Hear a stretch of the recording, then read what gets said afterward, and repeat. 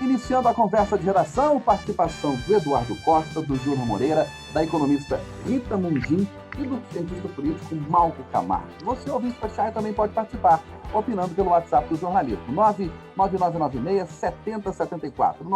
99996-7074. Você manda a sua opinião em mensagem de texto. Não se esqueça de colocar o seu nome, o bairro ou a cidade de onde você está falando.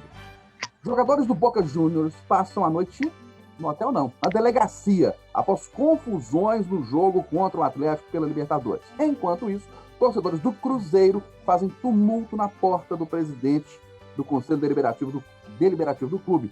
A porta da casa dele foi toda pichada após nova derrota do Cruzeiro na Série B. Eduardo Costa, bom dia para você. Bom dia para todo mundo. Meu caro, eu penso que a diplomacia, que é essa ciência, né, ou arte, é a prática das relações internacionais, do comércio entre países e tal. Para mim, a diplomacia deve ser muito parecida com a casa da gente, com a relação da gente com quem visita ou com quem a gente vai visitar. Por isso é que quando os argentinos chegaram ao nosso aeroporto internacional anteontem e ficaram lá por um tempão, eu achei bem feito, porque o Atlético ficou um tempão no aeroporto lá em Buenos Aires quando foi jogar com eles. Toma lá, toma cá. De noite, quando eles foram tentar dormir no hotel em que estavam hospedados, e alguns idiotas travestidos de torcedores foram para lá soltar foguete, que na verdade não incomoda eles, mas se a vizinhança precisa trabalhar no outro dia, eu fiquei do lado do Júnior Moreira, que sugeriu de madrugada que eles ficassem presos umas 36 horas para poder não ter notícia, não ver notícia do Galo, do jogo. Acabou que eles não ficaram. Mas, de qualquer sorte, alguns deles foram levados para a delegacia. Aí veio o jogo. O jogo foi realizado dentro das práticas estabelecidas pela FIFA. O VAR, que foi um pedido dos clubes para poder tornar o futebol mais honesto, foi usado. Disse que não foi gol. Eles perderam na disputa de pênaltis. Deviam pegar o avião e ir embora para casa alegres por terem saúde, por serem pessoas famosas e bem pagas. Não. Resolveram quebrar vestiário, agredir dirigentes, cuspir policial. Então, bem feito para eles que estão agora numa delegacia de polícia no bairro Olímpio de Melo, e faço votos de que o delegado não tenha a menor pressa. É evidente que o crime do qual serão acusados é de menor poder ofensivo, né? Dano ao patrimônio, desrespeito à autoridade. Então eles vão assinar o chamado TCO, termo circunstancial de ocorrência, e vão embora. Mas espero que o delegado não tenha a menor pressa e que termine a audição deles lá por volta de 4 da tarde, quem sabe 5 da tarde. É isso. Tem que seguir o velho ditado esportivo, meu caro Eustáquio Ramos. Apelou, perdeu. Ô, Júnior Moreira, 2 vexames dos jogadores do Boca Juniors e de parte dos torcedores do Cruzeiro fazendo tumulto na porta do presidente do Conselho Deliberativo. Casa pichada. Bom dia mais uma vez. Bom dia para todo mundo. Pois é, Eustáquio, eu acho que a palavra que resume isso tudo é derrota, né? Já que a gente está misturando a pauta policial com a pauta esportiva, né? No caso dos jogadores do Boca Juniors, eles perderam o jogo, perderam o voo, né? Estão perdendo o sono lá e perdendo o tempo, porque, se Deus quiser, esse delegado vai atrasar um pouquinho a vida deles. Eu acho que a única punição que tem, que a informação que a gente tem é que eles vão pagar a fiança, né? E já estão indo embora. Então, não tem punição nenhuma para esse tipo de crime aqui no Brasil, mas dá uma canseirinha neles. É bom que eles aprendem e vão pensar 2 vezes antes de fazer qualquer coisa da próxima vez, né? Sobre essa questão do Cruzeiro, do conselheiro, eu entendo a revolta dos torcedores do Cruzeiro, mas a revolta não pode se transformar em crime, né? O que eles fizeram ontem está ali numa situação bem complicada. E eu fico imaginando quem mora ali, né, no prédio do conselheiro, né? Portanto, que deve ter sofrido com isso tudo. Enfim, é o esporte dando lugar para uma questão tão mesquinha, né, tão complicada. O esporte que anima a gente tanto, que faz a gente torcer, sorrir, se divertir, e tem uns habitolados aí que não conseguem entender que o esporte é um esporte, né? Isso eu falo de jogadores e falo de torcedores também. Rita Mundim, quando se parte para o crime, parte para a ignorância, a pessoa perde a razão também, né? Bom dia mais uma vez. Bom dia, Eustáquio. Bom dia a todos. O esporte que virou uma indústria, né? Ele é feito de resultados. E só tem 3 resultados: ou empata, ou ganha, ou perde. O que a gente não pode permitir é que essa indústria, que o esporte é uma indústria, que ela parta para o vandalismo. Então, é preciso saber ganhar, é preciso saber perder, e a gente tem que usar a lei, sim, para impedir que o esporte, em nome do esporte, que aquilo ali não é em nome do esporte, que os argentinos fizeram não é em nome do esporte. Eu queria até aproveitar para registrar que meu manto sagrado que eu ganhei do Galo continua ali, estamos invicto, estamos indo rumo ao bi. E em relação ao que fizeram com o presidente do Conselho do Cruzeiro, é vandalismo. E o presidente do Conselho, ele não é a expressão da má gestão de anos e do roubo de anos que foi feito no clube. O que o torcedor do Cruzeiro tem que entender, e eu gostaria também que pararam de falar desse assunto, né? Aonde estão as apurações? Quem será punido? Patrimônio de quem será bloqueado? Então, a gente tem que esperar a justiça ir atrás dos ladrões que acabaram com uma história, e acabaram ainda não, porque o Cruzeiro, eu acredito que ele renascerá das cinzas pelo tamanho do clube, mas a gente tem que punir os culpados. E, repito, o esporte faz parte do esporte, a vitória e a derrota, e a lei também.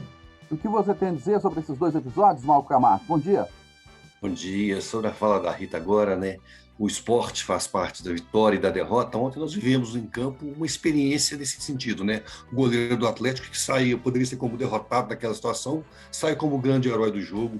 Isso que movimenta a paixão do futebol. Agora, na mesma semana em que se discute a volta do público no futebol brasileiro, os gestores têm uma nova preocupação. Não é só a presença do vírus que ameaça o futebol, mas também a falta de educação, de civilidade e de respeito às regras. Imagina esse conjunto de cenas lamentáveis que vivemos ontem com a presença de torcidas. Os danos seriam incalculáveis. Bom, prorrogado por pelo menos mais um mês, o projeto Canto da Rua Emergencial, que atende moradores em situação de rua na Serraria Souza Pinto. Ô, Júnior Moreira, não deveria ser permanente, não, hein? Pois é, Eustáquio, eu precisaria de uma meia hora, pelo menos, para falar sobre esse assunto, que é um assunto que me encanta, esse campo de rua. Eu conheci ele bem de perto, fiquei 2 dias lá fazendo entrevistas para um documentário, para uma série de documentários, né? Essa série que saiu aqui no site da Itatiaia ainda está disponível lá no YouTube, acho que vale a pena quem não viu acompanhar. Deveria ser um formato permanente, sim, Eustáquio. Só que eu queria, junto com pessoas que entendem, marcar hoje um dia de sugerir um novo formato para esse campo de rua. Porque a Serraria Souza Pinto, eles falam que pode ser até desvio de função ali, né, da Cláudio Salgado, e continuar com essa questão lá e tal. Agora, eu tenho uma certeza, esse projeto precisa continuar, porque é o único projeto até agora que não empurrou o problema para debaixo do tapete. Porque até agora as discussões, que são muito ideologizadas sobre o assunto, discutem a seguinte questão. Ele não pode ficar aqui perto da minha casa. Ele não estando aqui perto da minha casa, a situação está resolvida, né? Uma forma muito egoísta de discutir esse assunto. É um problema das grandes cidades pelo mundo, não é só aqui em Belo Horizonte que isso existe, mas eu vou mais longe, tá? Eu vou num problema que é estadual. Eu conversei com muitas pessoas, né? Muitos moradores de rua, quando eu fiz essas entrevistas que ajudaram a montar lá o documentário.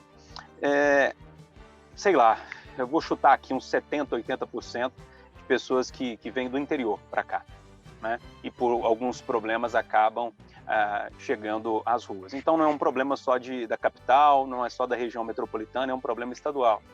Por isso, Eustáquio, que eu sugiro sempre que a gente faça e tente resolver esse problema de forma conjunta, com conversa, com prefeitura e estado sentando, com cidades da região metropolitana sentando para resolver o problema.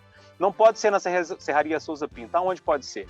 Aí eu chego no papo que nós tivemos agora pela manhã com a Cristina Bove, que é a pessoa que mais entende de morador de rua em Minas Gerais, que está no Brasil, né? Sabe tudo. Ela sugeriu o seguinte: já que não pode ser lá na Serraria Souza Pinto, por que a gente não faz um sistema de containers espalhados pelas 9 regionais da cidade? Junto à prefeitura, junto ao estado, que, repito, o problema também é estadual, né? Acaba que deságua aqui na capital e na região metropolitana, mas do estado. Por que não fazer nas 9 regionais, locais onde que essas pessoas possam tomar banho, onde elas possam fazer a barba, onde elas possam lavar as roupas, onde as mulheres ganhem absorvente, né, para não andarem aí pelas ruas nesse momento do período menstrual sem o mínimo de higiene. Por que não ter pequenos cantos de rua por aí? Eu acho que a gente precisa começar a discutir esse assunto por aí. É um assunto muito sério que tende a aumentar, o número de moradores tende a aumentar. É só olhar os números dos últimos anos, esses números vêm crescendo. E o ano que vem é ano eleitoral. Acho que Calil e Zema poderiam deixar um pouquinho a política de lado e sentarem junto com a pastoral de rua, quem sabe junto com nós aqui da Itatiaia. Nós sentamos junto, vamos discutir o que a Rádio Itatiaia pode fazer para tentar ajudar a resolver esse problema. Por que não colocar o empresariado no circuito também? Por que o empresariado não se unir também e patrocinar de alguma forma esses containers? Acho que é uma questão de unir forças, sabe, Eustáquio, ouvintes, amigos do Conversa de Redação. É realmente tentar sentar para resolver um problema, que é um problema seríssimo, não vai ser resolvido da noite para o dia, mas tem caminhos. É só olhar para fora do Brasil. Né? Para fora do Brasil, principalmente no Canadá, tem um projeto muito legal chamado Housing First, que casa primeiro, né? Primeiro dá casa para o morador de rua ali, para ele ter uma certa dignidade, ter endereço, compor endereço no currículo para tentar conseguir um emprego e para conseguir ter vida normal como todo mundo, né? Essa pessoa aqui tem um problema com drogas, então vamos ajudar essa pessoa a resolver o problema com drogas, né?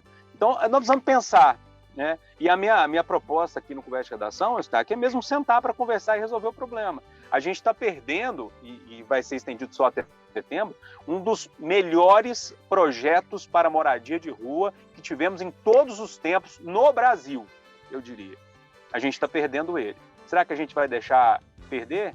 Será que vai ser bom para o comércio, esse tanto de morador de rua pelo centro de Belo Horizonte? Será que é bom para o senhor, para a senhora, que tem aí na porta do seu prédio uma cabana de morador de rua porque ele não tem para onde ir? Né?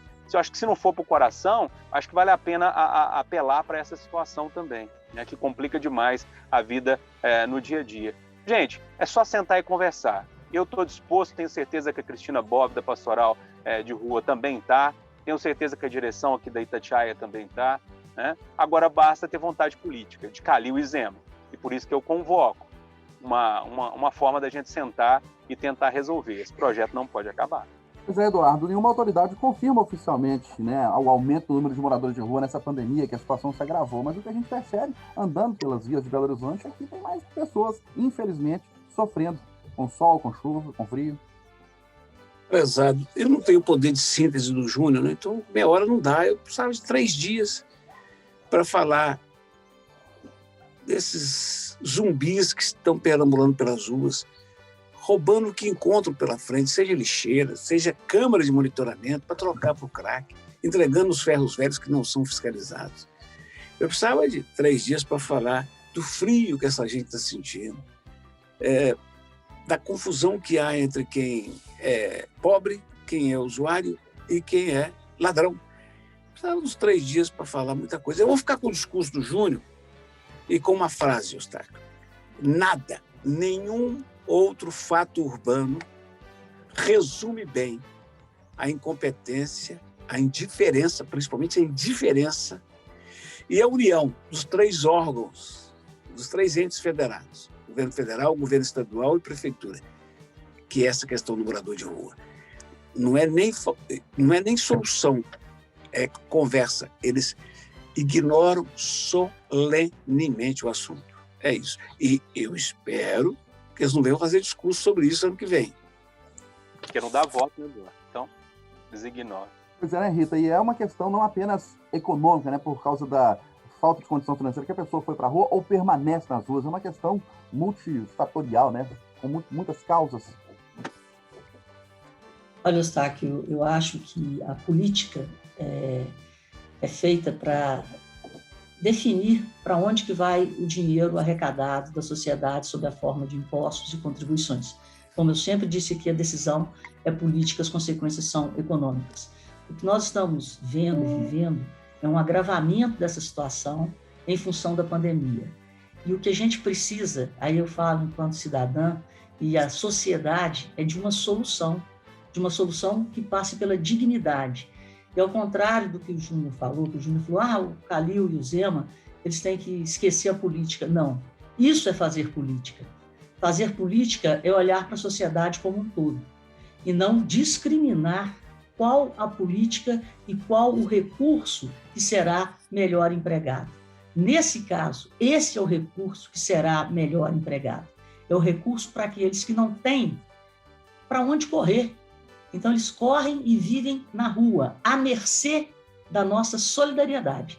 Então, fazer política é destinar o dinheiro da sociedade para aqueles que mais precisam. Então, isso é política pública. Eustáquio, só me corrigir, então acho que eu não me fiz entender direito. Eu falei política no sentido de eleição, de politicagem, só para deixar claro.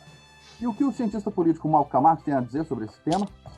O desalinhamento das nossas instituições fica claro nas notas colocadas pela Prefeitura e pelo Governo de Estado. Não há um encontro nem em relação às datas. Essa falta de previsibilidade em relação às políticas públicas impacta, então, no resultado delas para o dia a dia e a consequência nós vemos aí, o aumento e o descaso com esta população. Por isso é fundamental que os órgãos gestores mudem o seu comportamento e nós também, como bem disse o Júnior, é importante pensarmos a nossa atitude, nosso comportamento, porque este problema também é meu, é seu, é de todos nós. Só motoristas de aplicativo admitem cancelamento de corridas com valores baixos, mas culpam a Uber, Rita Mundim, e os custos altos. Pois é, né, Eustáquio? A uberização, que virou até um termo, né? Porque o que a Uber fez aqui, está fazendo no mundo inteiro? Ela entrou na tentativa de ganhar mercado para depois ganhar dinheiro. Ela entrou com muito dinheiro para ganhar mercado e depois ganhar dinheiro. E provocou um problema grande, né? Uma desordem no transporte, não público, né? Mas no transporte coletivo praticado pelo setor privado. Aí nós estamos falando de táxi, nós estamos falando de linhas de ônibus, e não é um problema só aqui no Brasil. Então, agora, o que está acontecendo aqui é porque há um aumento real do insumo, que é o combustível. E ontem, inclusive, na entrevista com a Edilene Lopes, o presidente Jair Bolsonaro, ele deixou bem claro a composição do preço final do combustível. Está havendo um aumento do preço do petróleo? Está. Mas o problema que a gente tem que discutir aqui é que, no Brasil, os impostos maiores são em cima dos bens essenciais, bens e serviços essenciais. Então, na saga de arrecadar, o que fazem os estados, os municípios, principalmente os estados? Eles carregam a mão em energia, combustível, no ICMS e penalizam a sociedade como um todo. Então, nessa reforma tributária, eu acho que caberia, né, um estudo mais profundo de tirar a maior parte dessa carga de produtos essenciais e distribuir melhor essa arrecadação, por exemplo, para produtos supérfluos, onde uma camada mais rica da população pagaria bem mais impostos e desoneraria esses bens e serviços essenciais, como é o caso de energia e combustíveis. Ô, Eduardo Costa, é uma reclamação permanente dos motoristas de aplicativos, baixos valores repassados pelas empresas. Exato. Antes da pandemia, né, porque lá para cá eu praticamente não saí para lugar nenhum, mas antes eu uso muito táxi, sabe? Principalmente uma cooperativa de táxi. E aconselho minhas filhas. Acho mais seguro. Mas nas poucas vezes que andei de aplicativo, eu fiquei horrorizado do quanto eles rodam e do que recebem. Eu tinha certeza, acho que eu disse isso aqui na Conversação um ano e meio atrás, eu tinha certeza que quando os carros desses motoristas começassem a pedir oficina, eles não iam dar conta. Essa uberização, esses aplicativos, eles são mais um sinônimo desse tal mundo globalizado, onde vale o mercado, e então fica meia dúzia muito rico e o resto vai para a miséria absoluta. O aplicativo que é uma saída para quem não tem outra saída, não é mais saída, é beco sem saída. Júnior, os passageiros reclamavam da quantidade insuficiente de táxi, aí vieram os aplicativos, e agora está demorando o aplicativo também para passar, cancelamento de corridas. O mercado vai se assentando, né, Eustáquio? Queria uma frase resumir essa história toda. O Uber, inicialmente, era um ótimo serviço com preço justo, né? Hoje é um serviço horrível, muito barato, mas que não funciona, né? Não adianta muita coisa. E aí, Malco? Olha, o comando do trabalho à distância e a descentralização dificulta uma organização do setor para lutar por melhores condições de trabalho. O Uber é resultado da globalização, que gera que alguns possam ir para o espaço, enquanto os outros gastem todo o seu tempo para tentar sobreviver com um trabalho precário e sem nenhum direito trabalhista. Final do Jornal da Itatiaia, primeira edição desta quarta-feira. Ótimo dia a todos!